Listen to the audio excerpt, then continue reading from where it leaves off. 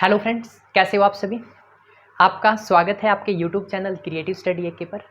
आज इस वीडियो के अंदर भाई जो जीजे यूनिवर्सिटी की तरफ से नोटिस जारी किया गया था 25 मई को, उसको मैं एक्सप्लेन करने वाला हूँ। ठीक है, अब उस नोटिस के अंदर जो जो मेन बातें बता रखी है, पहली फर्स्ट और सेकंड ईयर के यूजी और पीजी के एग्ज़ाम कब होंगे, उसके बाद जो उनका सब्जेक्ट सिलेक्शन है, यानी कि फर्स्ट सेम के अंदर आपको कौन कौन से सब्जेक्ट सेलेक्ट करने हैं, सेकंड सेम के अंदर कौन कौन से सब्जेक्ट सेलेक्ट करने हैं। ठीक है, उसके बाद थर्ड सेम और फोर्थ सेम, ये सारी चीज़ें इस वीडियो के अंदर क्लियरली बताने वाला हूँ।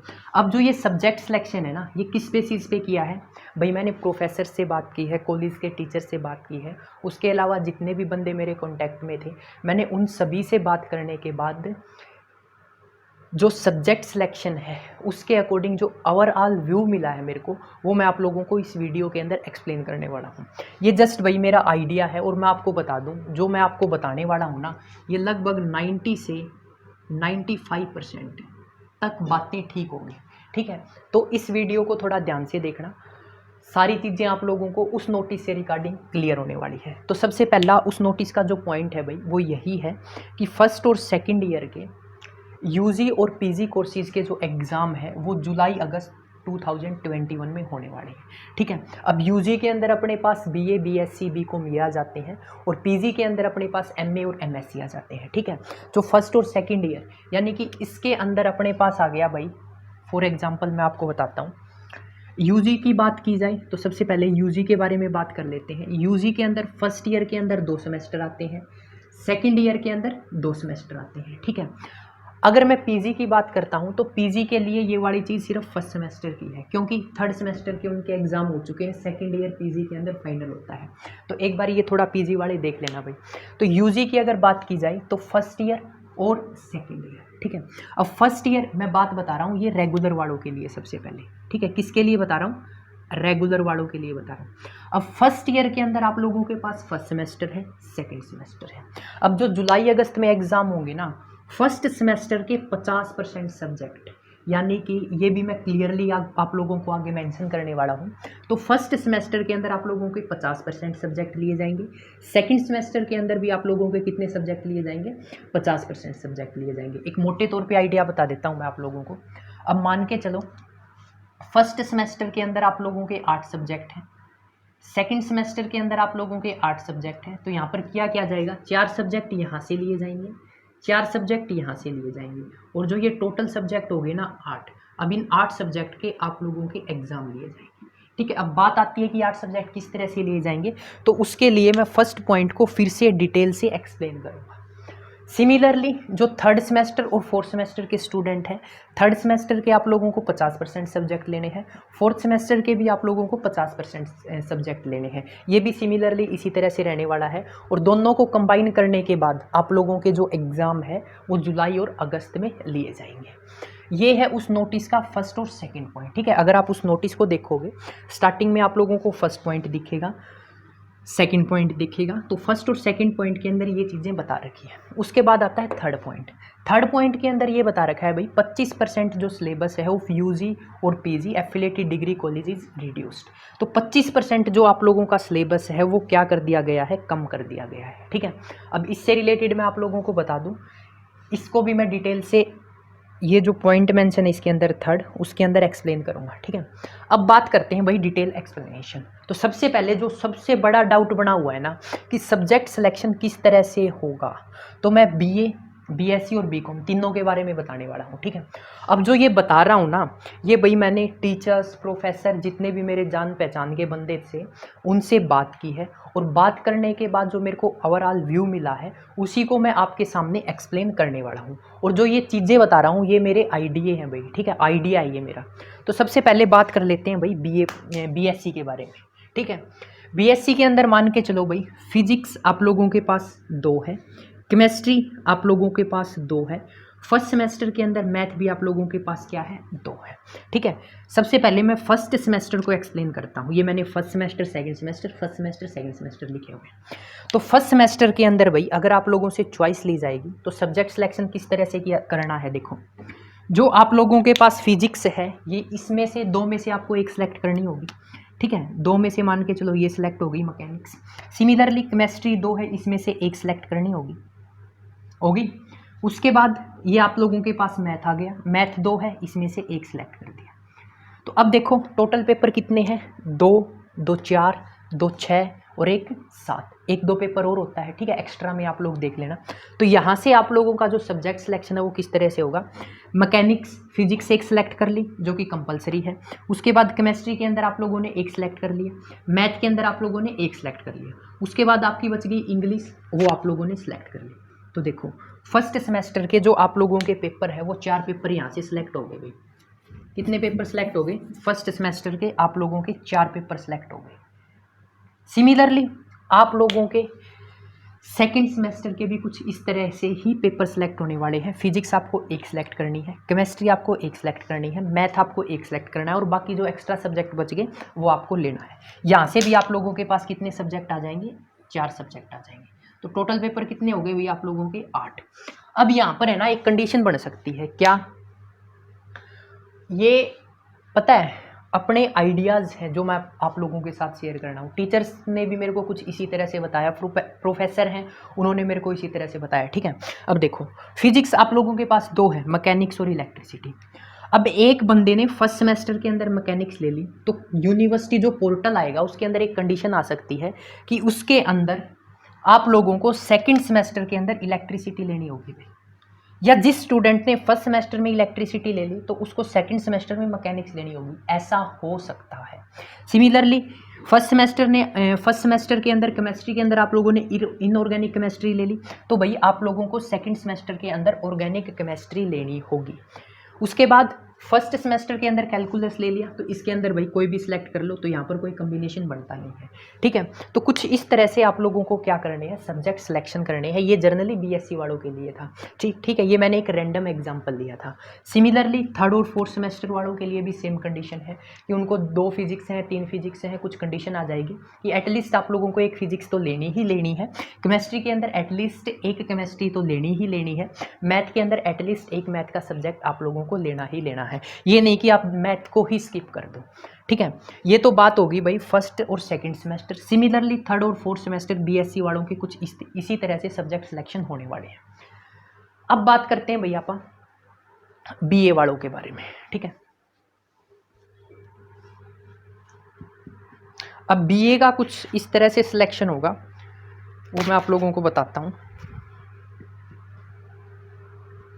अब बीए के अंदर भाई अपने पास 4 सब्जेक्ट आते हैं, ठीक है। कितने सब्जेक्ट आते हैं, 4 सब्जेक्ट। अब फर्स्ट सेमेस्टर के अंदर आप लोगों को देखो 2 लैंग्वेज होती है, हिंदी और इंग्लिश। इसके अंदर चॉइस मिल सकती है कि इसमें से एक सिलेक्ट करो, इसमें से एक सिलेक्ट करना है, बचे हुए 2 सब्जेक्ट में से एक सिलेक्ट करना है, ठीक है। तो 4 पेपर थे, आप लोगों के 2 पेपर हो गए, ठीक है। ये अपने अकॉर्डिंग बता रहा हूँ मैं। 2 पेपर थे, हिंदी और इंग्लिश, दोनों में से एक सिलेक्ट कर लिया, इकोनॉमिक्स और साइकोलॉजी इनमें से एक सिलेक्ट कर लिया, ठीक है। यहाँ पर आप लोगों के जो भी सब्जेक्ट है आप लोग अपने अकॉर्डिंग रख सकते हो, ठीक है। किसी के पास हिस्ट्री और डिफेंस है वो यहाँ पर वो अपने अकॉर्डिंग सब्जेक्ट ले सकता है। तो मान के चलो किसी स्टूडेंट ने फर्स्ट सेमेस्टर में चूज़ कर लिया हिंदी और एक चूज़ कर लिया इकोनॉमिक्स, ठीक है। तो फर्स्ट सेमेस्टर के 2 पेपर हो गए आप लोगों के पास। उसके बाद अगर मैं सेकंड सेमेस्टर की बात करता हूँ तो सेकंड सेमेस्टर में आप लोगों को ऐसे बोला जा सकता है कि फर्स्ट सेमेस्टर में अगर आप लोगों ने हिंदी ली है तो सेकंड सेमेस्टर में इंग्लिश आप लोगों को देनी होगी। उसके बाद अगर आप लोगों ने फर्स्ट सेमेस्टर में इकोनॉमिक्स ली है तो सेकंड सेमेस्टर में आप लोगों को भाई साइकोलॉजी लेनी होगी। तो इस तरह की कंडीशन आप लोगों के सामने आ सकती है। उसके बाद सेकंड सेमेस्टर में एक ईवीएस का पेपर होता है और कंप्यूटर का पेपर होता है। तो ईवीएस का पेपर तो होगा ही भाई, क्योंकि वो कंपलसरी होता है कि 3 साल में आप लोगों को एक बार देना होता है। उसके बाद कंप्यूटर अवेयरनेस का पेपर होता है तो वो भी आप लोगों का होगा। तो टोटल पेपर 2 ये हो गए, 2 और 2 4 और 2 6, ठीक है। तो आप लोगों के 8 2 10 थे, 10 में से आप लोगों के 6 पेपर हो जाएंगे। तो ये था बीए वालों के लिए। उसके बाद सिमिलरली थर्ड सेमेस्टर और फोर्थ सेमेस्टर का आप अपने अकॉर्डिंग क्या कर सकते हो, इसको अपने अकॉर्डिंग देख सकते हो। तो सिमिलरली थर्ड और फोर्थ सेमेस्टर में भी आप लोगों के साथ कुछ ऐसा ही होने वाला है। उसके बाद बीकॉम के बारे में बात की जाए तो बीकॉम में आप लोगों के पास 6 सब्जेक्ट है। तो 6 में से देखो फाइनेंशियल अकाउंटिंग, उसके बाद बिजनेस कम्युनिकेशन और एक सिलेक्ट कर लिया भाई मैथ। तो ये 3 पेपर किसी स्टूडेंट ने फर्स्ट सेमेस्टर में सिलेक्ट कर लिए।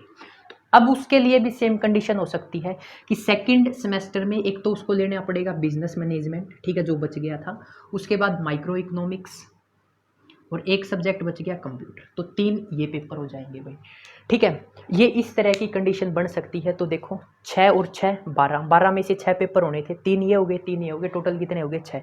इसी तरह से भैया आप लोग थर्ड और फोर्थ सेमेस्टर के लिए अपने अकॉर्डिंग अरेंज कर सकते हो।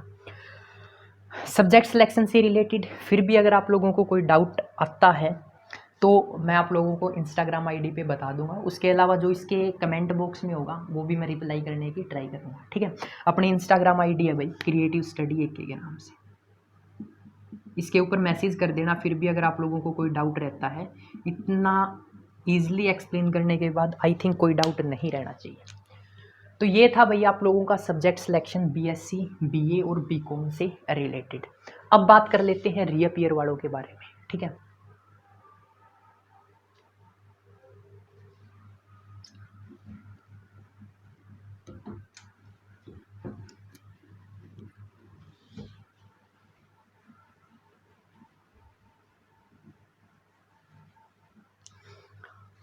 अब उस नोटिस के अकॉर्डिंग बात करें, ठीक है, एक बारी नोटिस देख लेते हैं। फर्स्ट पॉइंट क्लियर हो गया आप लोगों का, सेकंड पॉइंट क्लियर हो गया, थर्ड पॉइंट क्लियर हो गया। उसके बाद डिटेल्ड एक्सप्लेनेशन। डिटेल एक्सप्लेनेशन के अंदर मैंने भैया आप लोगों का जो फर्स्ट पॉइंट है वो क्लियर कर दिया कि सब्जेक्ट सिलेक्शन किस तरह से होने वाला है। जो मैंने बताया है ये मेरा आइडिया है, सही जानकारी आप लोगों को पोर्टल ओपन होने के बाद मिलेगी। तो कहीं ना कहीं जो मैं आप लोगों को बता रहा हूँ, जो ये चीज़ें हैं लगभग 90 से 95% कुछ ऐसे ही होने वाली है, ठीक है। उसके बाद भाई सेकंड पॉइंट के अंदर ये मेंशन किया गया है, in rest of the subject slash paper of that semester average marks will be given as per the following criteria. 50% internal. तो देखो अब कोई BCom का स्टूडेंट है, उसने ये 3 पेपर तो दे दिए, बच गए कितने, एक ये बच गया बिजनेस मैनेजमेंट, एक बच गया माइक्रो इकोनॉमिक्स और एक बच गया कंप्यूटर। अब इसके अंदर जो मार्क्स है ना वो किस तरह से दिए जाएंगे, तो 50% तो आप लोगों का भाई इंटरनल असेसमेंट के होंगे। क्या होंगे, इंटरनल असेसमेंट, जो आप लोगों के जैसे टेस्ट होते हैं, UTs वगैरह होते हैं। उसके बाद जो आप लोगों की अटेंडेंस होगी, अब की बार बोला गया है कि क्लासेस के अंदर अटेंडेंस होनी ज़रूरी है। उसके बाद आप लोगों के जो असाइनमेंट वगैरह जमा कराते हुए होंगे, प्लस में 50% भाई जो ये थ्योरी पेपर में अपीयर हो रहा है, ठीक है। देखो इन सब्जेक्ट के अंदर 50% नंबर तो आप लोगों के इंटरनल असेसमेंट के हो गए, ठीक है, जो ये 3 पेपर फर्स्ट सेमेस्टर के नहीं दे रहा है। उसके बाद जो 50% है ना वो लिया जाएगा इन जो 3 पेपर दिए हैं इनका। एक बार फिर से सुन लो, 50% आप लोगों का इंटरनल असेसमेंट होगा और 50% जो इसने थ्योरी पेपर दिए हैं वो कंसीडर किए जाएंगे। उसके बाद यही लिखा हुआ है 50% of the average of all theory paper in the semester in which the student was suppose to appear without internal assessment. इसके अंदर जो मार्क्स है ना जिसके अंदर ये अपीयर हो रहा है, इसके इंटरनल असेसमेंट कंसीडर नहीं किए जाएंगे। कैसे, 80 का पेपर होता है ना थ्योरी का, उसके बाद 20 की क्या होती है, इंटरनल असेसमेंट होती है। तो इसके अंदर जो एवरेज बेसिस है ना 50% निकालेंगे, ये 80 का निकालेंगे, 80 80 और 80, ठीक है, तीनों 80 80 के हो गए, कितने हो गए 240, और 240 में जो नंबर आए हैं उसका 50%, ठीक है, वो इसमें डिवाइड कर देंगे। उसके बाद थर्ड पॉइंट है रिगार्डिंग डिसीजन नंबर 3 लास्ट। देखो भाई एक मैंने अभी बताया था कि 25% आप लोगों का जो सिलेबस है वो कम हो गया है। अब ये सिलेबस कम किस तरह से किया जाएगा उसको भी इन्होंने एक्सप्लेन किया है, कि जो थर्ड पॉइंट है ऊपर वाला उसको डिटेल में एक्सप्लेन किया है। Regarding decision number 3, the last unit of the syllabus of even semester of UG and PG courses will not be part of syllabus। तो देखो आप लोगों के पास 4 यूनिट होती है भाई, unit first, unit second, unit third और यूनिट 4, ठीक है। कितने यूनिट होगी, 4 यूनिट होगी। अब टोटल कितना है भाई आप लोगों के पास 100%, ठीक है, कितना है 100, 25% इसका है, 25% इसका है, 25% ये हो गया और 25% ये हो गया, ठीक है। पॉइंट नंबर 3 में बोला था कि आप लोगों का 25% सिलेबस कम कर दिया गया है, तो यहाँ पर ये बोला गया है कि 25% जो सिलेबस कम किया गया उसके अंदर इन्होंने क्या बोला है कि यूनिट 4 को आप लोग क्या कर दो, हटा दो। यूनिट 4 आपको नहीं पढ़नी है, सिर्फ यही 3 यूनिट है जो आप लोगों को क्या करनी है, पढ़नी है। किसके लिए? जो आप लोगों के एग्ज़ाम जुलाई अगस्त में होने वाले हैं इवन सेमेस्टर के लिए।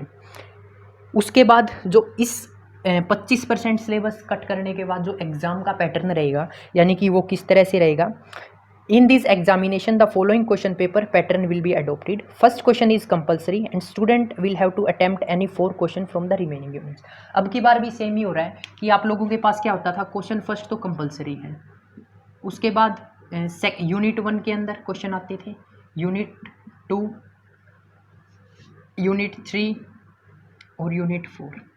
ठीक है, यहाँ पर आप लोगों के पास 2 क्वेश्चन आते थे, question second, question third, question fourth, question fifth, question sixth, question seventh, question 8, question 9।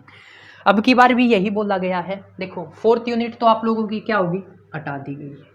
ठीक है, अब ये 2 क्वेश्चन है ना, इन यूनिट्स में से आप लोगों से पूछे जाएंगे। अब टोटल कितने क्वेश्चन हो गए, 8 में से जो इवन सेमेस्टर के एग्जाम होंगे ना जुलाई अगस्त में, इन 8 में से आप लोग कोई भी 4 अटैम्प्ट कर सकते हो। ठीक है, यूनिट वाइज अटैम्प्ट करने जरूरी नहीं है। फर्स्ट क्वेश्चन तो जो कंपलसरी है वो अटैम्प्ट करना ही है, बाकी जो 8 बच के उनमें से कोई भी 4 अटैम्प्ट कर सकते हो। ये पैटर्न जो इवन सेमेस्टर के एग्जाम होंगे उनके लिए भी अप्लीकेबल है। इसके अंदर ये चीज़ें क्या की गई है, मेंशन की गई है। ठीक है, अब जो नेक्स्ट पॉइंट है भाई, जो प्रैक्टिकल एग्जाम्स का क्राइटेरिया है वो जुलाई के अंदर आप लोगों को बता दिया जाएगा। ठीक है, उसके बाद जो नेक्स्ट पॉइंट आता है रीअपियर वालों के लिए। अब बात करते हैं रीअपियर वालों के लिए। ठीक है, अब रीअपियर के लिए क्या है भाई, जो जीजेयू यूनिवर्सिटी के अंदर भाई 2017 बैच था ना, उसका सिलेबस डिफरेंट था, और जो 2018 बैच था, 2019 बैच था, 2020 बैच, ठीक है, इनका जो सिलेबस था वो क्या था भाई, सेम था। क्योंकि 2018 के अंदर सिलेबस चेंज हो गया था, ये आप लोगों को पता है। अब 2017 बैच के जो रीअपियर के स्टूडेंट थे ना, उनके एग्ज़ाम से रिलेटेड डेट शीट जारी कर दी गई है। ठीक है, तो ये आप लोगों के एग्ज़ाम अब होने वाले हैं। अब बात आती है 2018 बैच के रीअपियर के स्टूडेंट, 2019 बैच के रीअपियर के स्टूडेंट, 2020 बैच के रीअपियर के स्टूडेंट। तो उससे रिगार्डिंग अगर आप नोटिस ओपन करके देखोगे तो नोटिस के अंदर 6th पॉइंट और उसके बाद 6th पॉइंट के अंदर और 5th पॉइंट के अंदर, 5th पॉइंट के अंदर मेंशन है reappear student will appear in their reappear examination. तो ये जो सब्जेक्ट का सिलेक्शन की चॉइस थी ना, ये सिर्फ रेगुलर स्टूडेंट्स के लिए थी। अगर मैं रीअपियर की बात करूं, अगर किसी स्टूडेंट की फर्स्ट सेमेस्टर के अंदर 2 रीअपियर हैं, अगर फर्स्ट सेमेस्टर के अंदर 2 रीअपियर है, मान के चलो मैकेनिक्स होगी और एक अपने पास ये फॉर एग्जांपल यार इनको बीए वालों को समझ में आ जाएगा, एक फिजिक्स के अंदर रीअपियर है, एक केमिस्ट्री के अंदर रीअपियर, तो भाई साहब इसके ये दोनों एग्जाम होंगे रीअपियर के। ठीक है, अगर किसी स्टूडेंट की बीए के अंदर हिंदी के अंदर रीअपियर है और साइकोलॉजी के अंदर रीअपियर, तो उसको भाई रीअपियर के दोनों एग्जाम देने होंगे, उसके लिए 50% वाला क्राइटेरिया नहीं है। ठीक है, उसके बाद नेक्स्ट पॉइंट के अंदर लिखा हुआ है reappear student will also attempt the same paper which is or are to be attempted by the main student। तो ये कहीं ना कहीं राहत की खबर है भाई आप लोगों के लिए। अब इसके अंदर क्या बोला गया है, देखो रीअपियर वालों को क्या करना है, रीअपियर वालों को वही क्वेश्चन पेपर अटेम्प्ट करना है जो मेन वाले करेंगे। रीअपियर के जो स्टूडेंट है ना, उनको क्या करना है, मेन वाला ही क्वेश्चन अटेम्प्ट करना है। अब मेन वाले के अंदर देखो, पहली बात जो ये इवन सेमेस्टर का क्राइटेरिया है ये चेंज हो गया, 25% सिलेबस रिड्यूस हो गया, तो ये कहीं ना कहीं रीअपियर वालों के लिए भी वैलिड होगा कि उनको यूनिट 4 पढ़नी ही नहीं है। उसके बाद आप लोगों को क्या करना है, क्वेश्चन फर्स्ट कंपलसरी हो गया आप लोगों को, और उसके बाद जो बच गए ना उनमें से कोई 4, ठीक है, उनमें से कोई 4 करने हैं। तो रीअपियर वाले जिसकी रीअपियर आई हुई है, अगर वो भाई साहब शिद्दत है जी ला के 2 यूनिट भी कर लेगा नहीं, यूनिट फर्स्ट और यूनिट सेकंड, उसकी नैया पार हो जाएगी भाई। जिसकी रीअपियर एरी है, अगर वो 2 यूनिट भी ढंग तक कर लेगा नहीं तो मान के चलो उसका जो सिलेबस है ना या उसके जो मार्क्स है वो बहुत अच्छे स्कोर कर सकता है। क्यों कर सकता है? 25% सिलेबस कम हो गया तो भाई यूनिट फर्स्ट, यूनिट सेकंड और यूनिट थर्ड, ठीक है, ये तीनों कितना बनाती है? 100% बनाती है। कितना? 33%, 33% और 33%, 1% बच गया, एडजस्ट कर लेना, ठीक है। अब ये 33%, 33% अगर इतना कर लेता है ना तो भाई साहब इसका कंपलसरी क्वेश्चन को छोड़ के बाकी सारे क्वेश्चन अटेम्प्ट हो जाएंगे, ठीक है। तो कहीं ना कहीं रीअपियर वालों के लिए ये कहीं ना कहीं प्लस पॉइंट है, ठीक है। अब बात आती है कि रीअपियर के एग्जाम कब होंगे, तो भाई 2018 बैच के होंगे, 2019 बैच के होंगे, 2020 बैच के होंगे। इनके जो एग्ज़ाम है ना वो जुलाई अगस्त में होंगे भाई। किसका गला है? मेन स्टूडेंट या जो रेगुलर स्टूडेंट है उनके साथ, ठीक है। तो ये भी कहीं ना कहीं पॉइंट बना हुआ था कि रीअपियर वालों के एग्जाम कब होंगे। तो इस नोटिस के अंदर क्लियरली मेंशन है कि रीअपियर के स्टूडेंट को मेन वाला पेपर अटेम्प्ट करना है। अब मेन वाला पेपर अटेम्प्ट करोगे तो मेन के लिए कंडीशन थी कि 25% सिलेबस कम होगा, तो 25% सिलेबस कम होगा तो 3 यूनिट बचेगी। 3 यूनिट मतलब रीअपियर वाले 2 कर लेंगे तो उनकी बल्ले बल्ले है, ठीक है।